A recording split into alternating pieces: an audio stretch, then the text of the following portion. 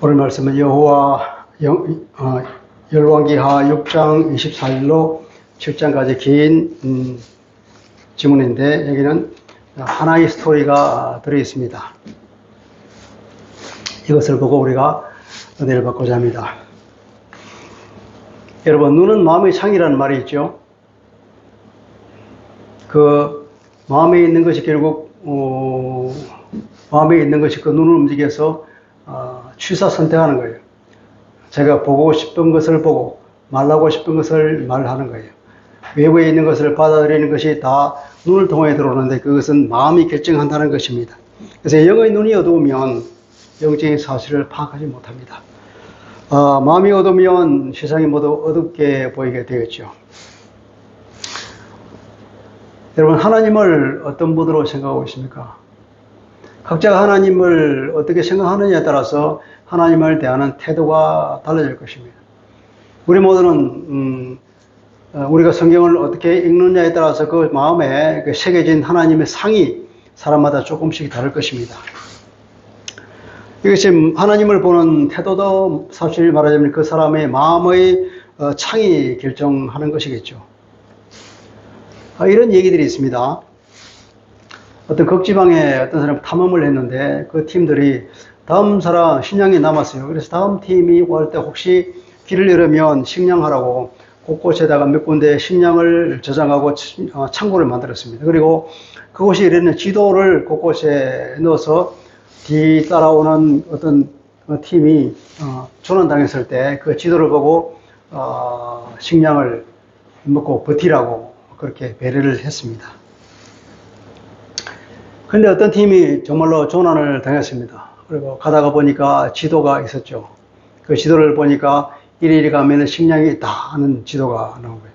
근데 이 지도를 보고 이 말을 믿을 것인가 말 것인가 서로 의논하다가 그 말을 안 믿기로 했습니다.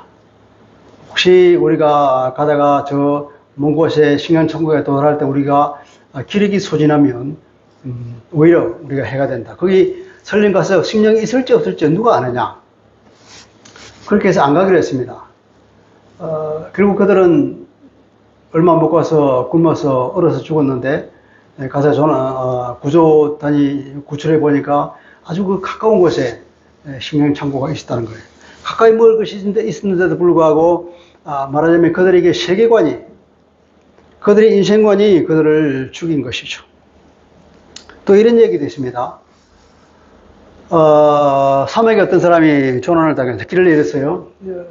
헤매고 헤매다가 어떤 오두막을 발견했는데 가서 보니까 물병이 하나 있어요. 근데 물병에는 그 쪽지가 있는데 이렇게 써 있었습니다. 그 옆에는 낡은 펌프가 있었는데 이 물을 저 펌프에 부어서 펌프질을 해서 물을 마십시오. 그리고 물을 다 먹고 나면은 이 병에다 다시 물을 채워두고 떠나십시오. 이렇게 쪽지가 있다는 거예요.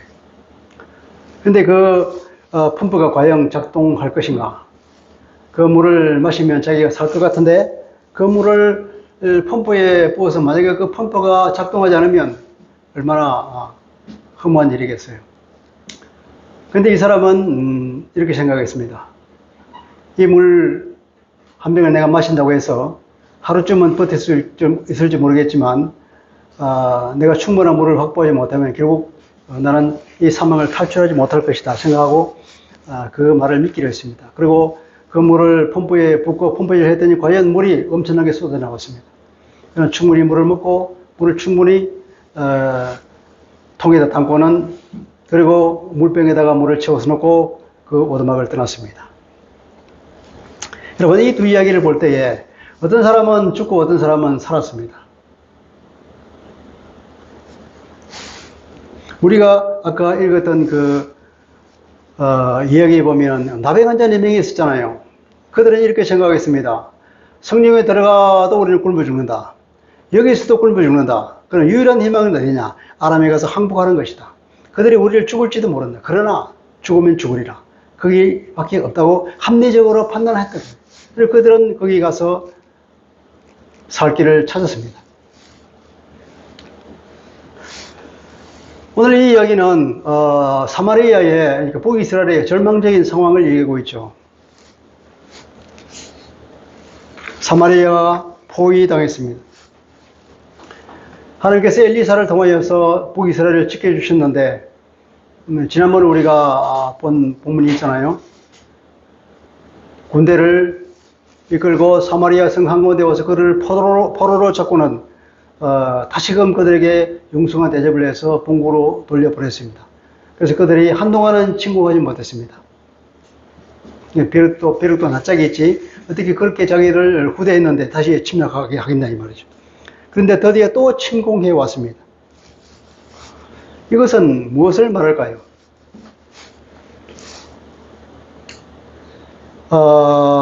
그들의 경제가 완전히 무너졌죠. 포위를 당하니까 거기서 식량 공급이 끊어져서 성 안에 있는 사람들은 이제 굶어 죽게 생겼죠. 그러니까 나귀 머리 하나에 은 80세겔. 그럼 나귀를 먹을 수 있는 음식입니까? 율법에 의하면 나귀는 먹는 것이 아닙니다. 근데 그것도 다른 어떤 살코기가 아니라 머리. 얼마나 먹을 것 없으면 그 나귀조차도 먹어야 되고, 또 나귀 중에서도 먹을 것 없는 그 머리도 비싸게 팔렸다. 은 80세겔 어마어마하게 비싸게 팔리는 거예요. 그래도 비둘기 똥 4분의 1값이 은 50세겔에 팔린다.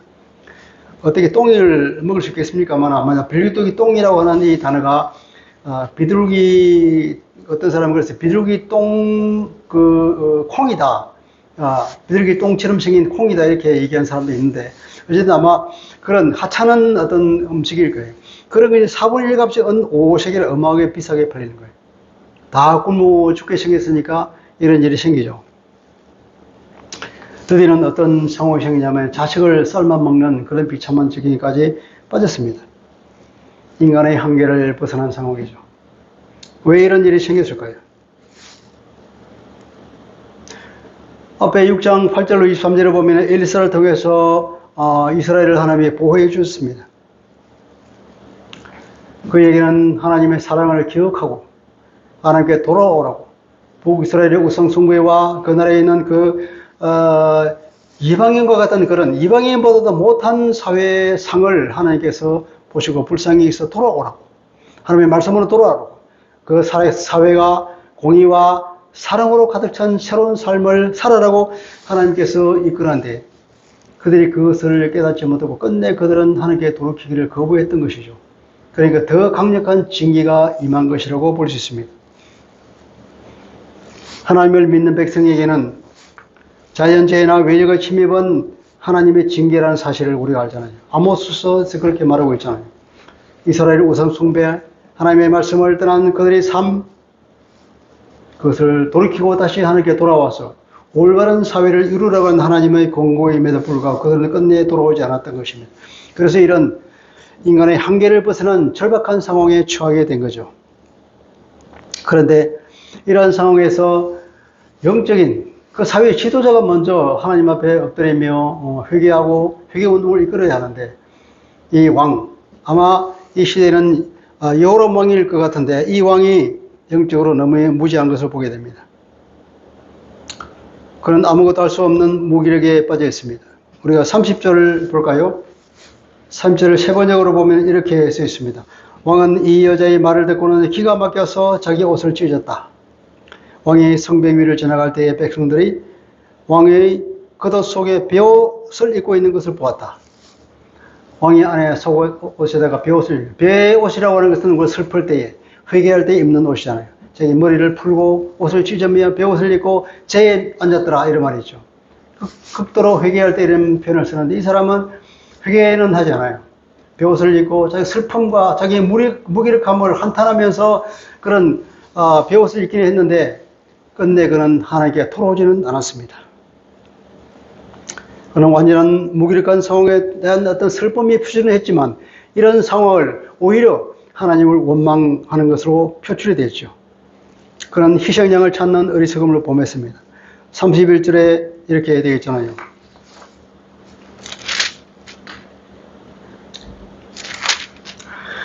왕이 이르되 사바사의 아들 엘리사의 머리가 오늘 그 몸에 붙어 있으면 하나님이 내게 벌 위에 벌을 내리실지로다. 이 희생양을 누구를 삼았습니까? 하나님의 사람 엘리사를, 이제 그 화살을 돌린단 말이죠. 어찌하여 하나님의 종 엘리사에게 그 화살을 돌릴까요?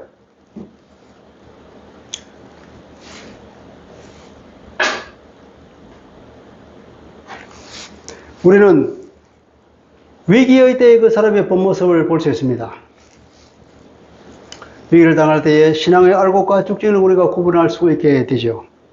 하나님의 때로 우리에게 어떤 신앙의 본 모습을 우리 스스로에게 보여줄 때가 있습니다. 우리에게 위기를 허락하죠. 그럼 그 위기를 맞이할 때 우리의 본 모습이 보입니다. 내가 신앙으로 반응하는가, 불신앙으로 반응하는가, 그걸 보면서 내 신앙을 돌아보고 돌이킬 기회를 얻을 수 있습니다. 위기의 때에 어떤 사람은 하나님을 찾습니다. 회개합니다. 자기를 돌이킵니다. 그러나 어떤 사람은 그 하나님을 원망합니다. 왜 이런 상황이 내게 주어지는가? 하나님, 왜 내게 이런 일을 허락하시나요? 내게 왜 이런 일을 주십니까? 그러면서 하나님을 원망합니다. 그들의 불신앙을 고스란히 드러내는 것이죠. 요람 왕은 그 불신앙을 고스란히 드러내고 있습니다. 엘리사를 죽이려고 한 것입니다. 왜 엘리사를 죽이려고 했을까요? 그 이유가 여기에 나와 있지는 않지만 추측해 보건대 아마 두 가지 이유가 있지 않을까. 첫째는 여러분 알잖아요. 지난번에 엘리사가 그 아람 군대를 사마리아로 데리고 왔습니다. 그리고 그들을 요람 왕이 내 아버지요, 내가 그를 치리까 그러면서 막 몸이 달아서 죽이고 싶어서 막 그랬죠. 그런데 엘리사는 죽이지 말라고 오히려 융숭이 대접해서 그 주인에게 돌려보내라고 해서 돌려보냈습니다. 아마 요람 왕이 그때 그들을 다 죽였더라면 지금 그들이 침공하지 못했을 것인데 네 말대로 그들을 돌려보냈으니까 그들이 더 큰 힘을 얻고 더 많이 와서 우리를 포기하지 않았냐, 그런 원망이 아닐까 하는 생각을 해볼 수 있습니다. 또 하나 우리가 추측해 볼 수 있는 것은 이런 위기의 때에 하나님의 사람이 하나님께 우리를 구해달라는 기도하지 않고 왜 가만히 방관하고 있느냐 하는 그런 원망일 수도 있겠죠. 어떤 마음으로 그런 생각을 품는지는 우리는 알 수는 없지만 어쨌든 이 요람 왕은 하나님의 사람을 죽이려고 했다는 것보다 하나님께 단단히 화가 나고 하나님을 원망하며 하나님께 대적하는 것을 우리가 보게 됩니다. 이것은 누구의 짓입니까? 결코 이것은 사람의 짓이 아닌 것이죠. 그는 철저하게 하나님을 원망하고 있습니다. 우리 33절을 볼까요? 무리와 말을 할 때에 그 사자가 그에게 이르니라. 왕이 이르되 이 재앙이 여호와께로부터 나왔으니 어찌 더 여호와를 기다리요? 하나님이 우리에게 이렇게 했다. 우리가 하나님을 기다릴 필요가 뭐 있느냐? 그러니까 하나님에 대한 원망이 가득 차 있는 걸 보게 되잖아요. 여러분의 위기의 때에 어떻게 반응합니까? 자기를 돌아보고 회개하며 하나님을 바라보는가요? 아니면 이웃과 하나님을 원망하고 희생양을 찾아서 그 분노를 거기에다 쏟아내고 있습니까? 이 위기를 우리가 당할 때 내가 어떤 자세를 취하느냐에 따라서 내 신앙이 적나라하게 드러나는 걸 생각하면서 우리가 위기의 때 오히려 내 신앙을 다시 점검하는, 다시 정상적으로 돌이키는 그런 기회로 활용하시기 바랍니다. 이때 하나님께서는 엘리야를 통하여 이런 말씀을 하십니다. 내일 이맘때에 사마리아 성문에서 고운 밀가루 한 스아를 한 세겔로 매매하고 보리 두 스아를 한 세겔로 매매하리라 하셨느니라. 무슨 말입니까? 경제가 정상적으로 작동한다는 것입니다. 경제가 정상적으로 작동한다는 것은 포위가 풀린다는 얘기고, 그런 사마리아 군대가 떠나간다는 얘기 아니겠습니까? 여러분 믿을 수 있습니까? 이것을? 아무런 상황에 뱉는 것입니다. 그런데 내일 이맘때 단 하루 만에 일이 벌어질 거라고 생각할 수 있습니까?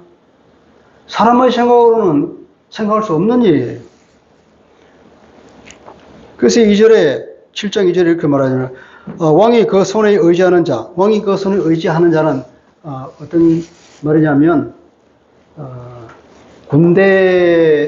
군인으로서 왕을 돕는 수행비서로서 무관인 수행비서를 말하는 거예요. 왕이 우리 성경을 보면은 병기 맡은 자라는 말을 쓰잖아요. 사울이 칼을 맡은 자. 그러니까 사울이 어딜 가면 그 칼을 들고 다니고, 그리고 병거를 타면 말이 확 땡기면 어때요? 그 말이 앞으로 확 뛰면 그 반작용에 의해서 사람 뒤로 넘어질 수 있잖아요. 그때 이 왕을 보좌하는 사람이에요. 그 병기 같은데 뒤에서 아주 튼튼하게 받치고 있어서 왕이 뒤로 무너지면 그 손으로 받쳐서 왕이 넘어지지 않게 만들고, 그리고 그런 위기에 처했을 때 칼을 들고 다니면서 왕을 보좌하는 그 사람, 무관이죠, 그죠? 그 사람을 말합니다. 왕이 그 손에 의지하는 자 곧 그 한 장관이 하나님의 사람에게 대답하여 이르되 여호와께서 하늘에 창을 내신들 어찌 이런 일이 있으리요? 여호와께서 하늘에 창을 내어서 거기서 곡식을 쏟아 붓는다 할지라도 이런 일이 있을 수 있겠냐? 불가능하다. 그런 말을 하는 거 아니겠습니까? 인간의 상식으로는 이해할 수 없는 얘기입니다. 그러나 이 사람은 하나님의 말씀을 인간의 말로 생각했던 거죠. 그들은 그 심령 가운데 새겨져 있는 하나님의 상이 어떻습니까? 하나님을 이방신과 동일한 수준으로 인식하고 있기 때문에 그런 말을 하지 않을까요? 여호와 하나님은 어떤 분입니까? 그들의 조상들에게 은혜를 끼쳤던 수많은 역사와 이적과 그런 것들이 그들의 몇몇의 역사를 통해 내려오고 다 전해 내려오고 얼마 전에 자기 아버지 아합 시대에도 그렇게 여호와를 대적하는 여호와 신앙을 대적하는 그 아합의 정책에도 불구하고 얼마나 엘리야와 엘리사를 통해 하나님의 이적과 그 모든 것이 드러났습니까? 그럼에도 불구하고 이 사람들은 그 심령에 있는 하나님에 대한 그 상이 이 정도 수준일까요?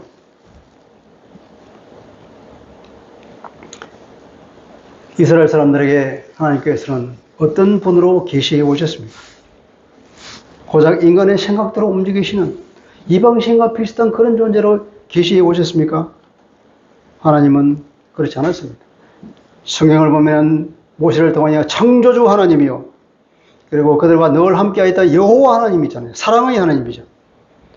출애굽을 일으키신 전능하신 하나님이고 광야에서 그 모든 능력을 통하여 그들을 지키고 그들의 물과 음식을 주고 옷이 헤어지지 않았고 신발이 떨어지지 않도록 하고 그들의 발이 부러뜨리지 않게 만들고 그 40년 동안을 지키고 보호했던 하나님, 이 광야에 있는 그 모든 위험으로부터 그들을 보호하신 하나님이었습니다.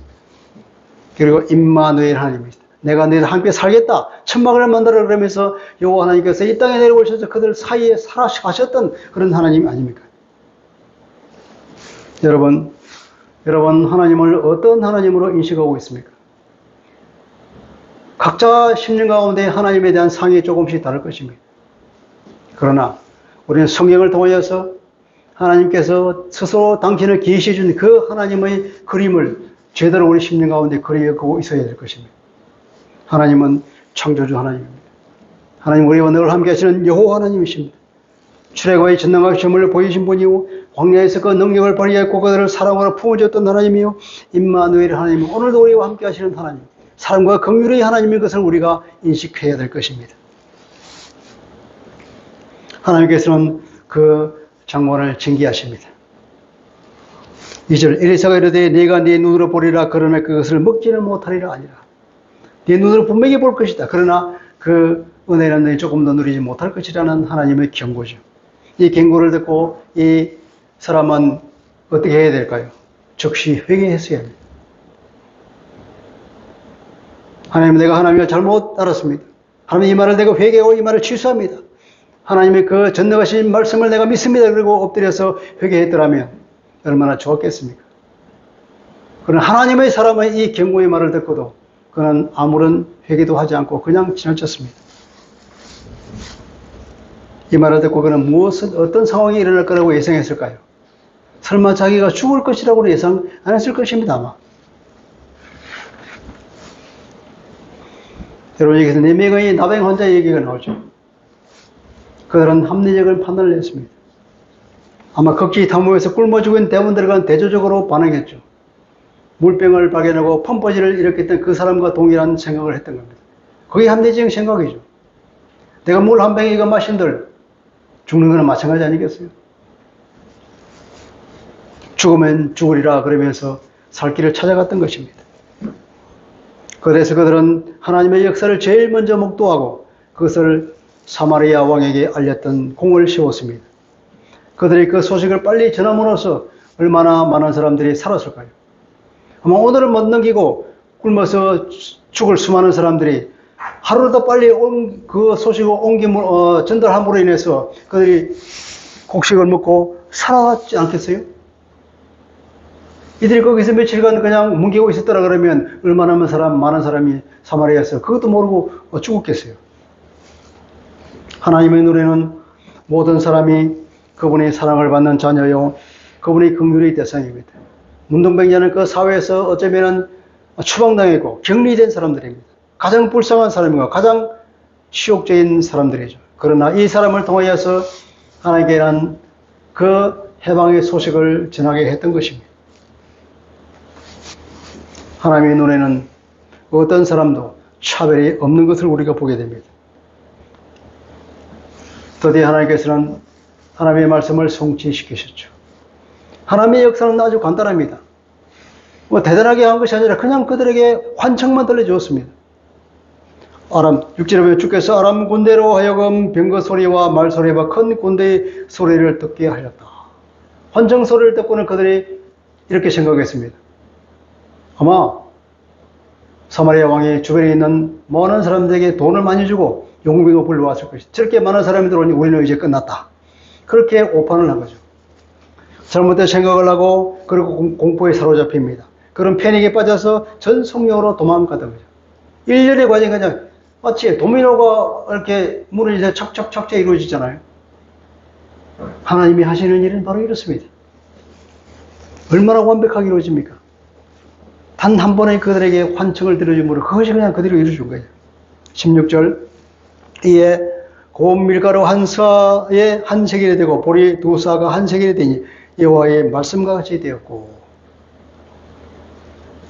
그들에게 은혜를 베푸셨습니다.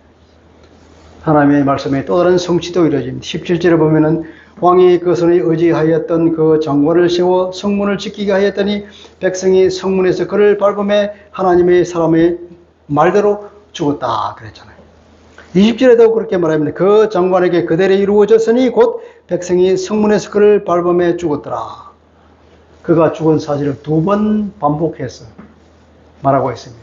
성경이라고 하는 것도 얼마나 압축적으로 말하고 있습니까? 모든 것을 생각하고 아주 중요한 얘기 되면 딱딱딱 그렇게 아주 빨리 진행되는 것이 성경인데 여기서 그 사실을 2번씩이나 말하겠다는 얼마나 강조하는 거예요.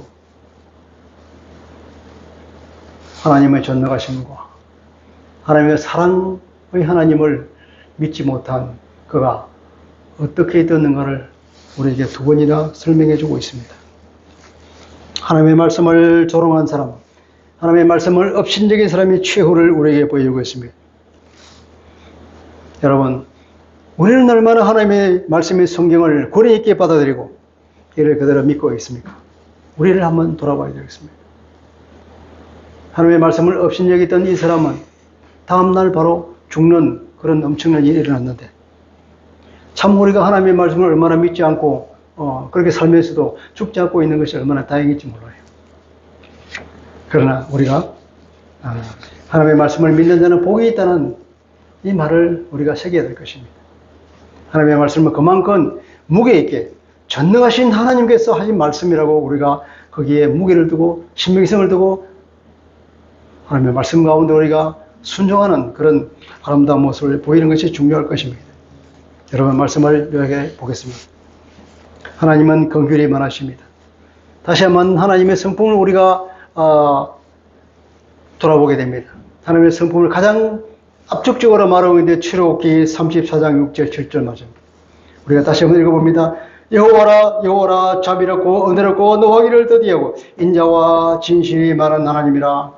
인자를 천대까지 베풀며 악과 과실과 죄를 용서하리라. 그러나 벌을 면제하지는 아니하고 하나님의 악행을 자손 3, 4대까지 보호하리라. 얼마나 하나님의 긍휼이 많으시고 얼마나 하나님 우리를 오래 참으시고 기다리시고 계시는지 얼마나 그분에게 성실하게 우리를 당신의 말에 따라 우리를 지키고 보호하시는지 우리의 모든 죄와 악과 그 모든 죄를 용서하시는 하나님. 그러나 공의의 하나님으로서 그 벌은 절대로 면제하지 않고 자손 3, 4대까지 이르러서 반드시 그 공의는 세우시고자 하는 하나님, 공의와 사랑과 긍휼의 하나님을 우리가 보게 됩니다. 하나님에 대한 우리의 시각은 균형 잡혀서야 됩니다. 한없이 은혜만 베푸시는 하나님도 아니고 우리를 징계하시는 하나님만도 아니고 우리를 끝까지 사랑하시고 기다리시되 그러나 반드시 공의를 세우시는 의로우신 하나님인 것을 우리가 깊게 우리의 심령 가운데 사게 될 것입니다. 이 출애굽기 34장 7절 하나님의 성품을 얘기하는 이것이 우리 심령 가운데 깊이 박혔으면 좋겠습니다. 오래 기다려 주시고 용서하여 주시고 긍휼을 베푸시는 좋으신 우리 아버지 하나님인 걸 우리가 보게 됩니다. 하나님은 또 징계 중에도 긍휼을 잊지 않으시는 하나님을 보게 됩니다. 하나님은 그 진노 중에서도 긍휼을 잊지 않으시고 그들을 구하셨죠. 북이스라엘의 그 악한 마음, 하나님을 떠난 그들에게 돌아오라고 징계를 베푸시지만 그 징계 중에 그들이 망할까봐 그 징계 중에도 또 긍휼을 베푸시는 하나님을 보게 됩니다. 얼마나 우리를 연약하게 우리를 있는 그대로 알고 사랑하시는지. 하나님의 진노는 사랑에 달한 측면입니다. 회개를 촉구하는 것이죠. 용서하고 복을 베푸시기 위해서 우리에게 징계를 준다는 사실을 우리가 알았으면 좋겠습니다. 요약적으로 말하자면 하나님의 긍휼과 사랑으로 뭉쳐있는 자상하신 아버지임을 알 수가 있습니다. 이런 하나님을 오해할 때 하나님은 마음 아파하시는 걸 또 보게 됩니다. 그 손에 의자에 있던 그 장관, 그 시종무관이라고 했죠. 그 시종무관이 죽은 걸 보면서 우리는 무엇을 배워야 할까요? 하나님을 오해하지 말아야 할 것입니다. 하나님의 사랑과 긍휼, 그 전능하심을 믿지 못하는 이 사람처럼 되지 말고 믿는 사람이 되어서 복을 받읍시다. 오히려 우리는 그런 하나님을 믿고 하나님을 함께 감사하고 그분을 찬양하는 사람, 이 믿음의 기초가 있어야 가능하겠죠. 그런 사람이 되었으면 좋겠습니다. 하나님의 사랑과 긍휼을 안다면 우리는 그러면 어떻게 살아야 할까요? 순종하는 사람이 되어야 되겠죠. 우리는 하나님의 말씀의 권위와 능력을 인정하고 그분에게 순종하면서 늘 그분께 엎드리며 사는 복된 사람이 되었으면 좋겠습니다. 혹시 설교를 듣는 사람 중에 절망 가운데 있는 사람이 있습니까? 하나님의 자녀에게 절망이란 없습니다. 왜냐하면 전능하시고 긍휼이 많으신 하나님이 우리의 아버지이기 때문에 그렇습니다. 그래서 로마서 8장 28절은 이렇게 말하고 있죠. 우리가 알거니와 하나님을 사랑하는 자, 곧 그 뜻대로 부르심을 입은 자들에게는 모든 것이 합력하여 선을 이루느니라. 그랬죠. 하나님을 사랑하고 하나님의 사랑을 받는 택함받은 하나님의 자녀라면 절망은 없습니다. 왜냐하면 전능하신 그분이, 사랑이 많으신 그분이, 긍휼이 많으신 그분이 우리의 아버지이기 때문이죠. 아까 낡은 펌프 옆에 물병을 발견한 그 조난자를 우리가 얘기를 들었죠. 그 물을 그 낡은 펌프에 부으면 아마 큰 일이 될지도 모르잖아요. 낡아빠진 그 펌프가 제대로 작동할 것인가 누가 알겠습니까? 헛수고 일지도 모르는 펌프질로 물을 확보한 그 사람은 그 쪽지의 말을 그대로 믿고 생명을 구했습니다. 하물며 긍휼이 많으시고 전능하신 우리 아버지신 하나님의 말씀을 믿으면 얼마나 큰 복을 받겠습니까? 그 장로는 해방의 기쁨을 맛보지 못하고 죽었습니다. 수많은 출애굽 이스라엘 사람들은 광야에서 죽었습니다. 이 기록들은 오늘의 하나님의 백성들에게 교훈이 되라고 우리에게 알려주는 것 아니겠습니까? 그들은 하나님에 대한 믿음이 없어서 허무하게 죽었습니다. 믿음은 현실을 보는 것이 아니라 하나님을 보는 것입니다. 현실은 아무리 절망적이라 할지라도 그 이면에 있는 전능하신 하나님의 손길을 볼 수 있는 눈, 그것이 믿음의 눈이죠. 이 믿음의 눈이 있는 사람만이 그 절망 가운데 솟아날 수 있는 하나님의 자녀가 될 줄로 믿습니다. 하나님이 어떤 분인가를 알았다면 이제 그분의 말씀을 생명으로 알고 순종하는 사람이 됩시다.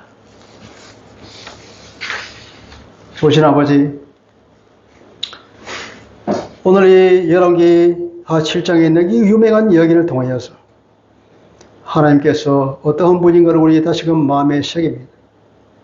하나님의 성품을 우리가 그대로 아는 사람이 되기를 원합니다.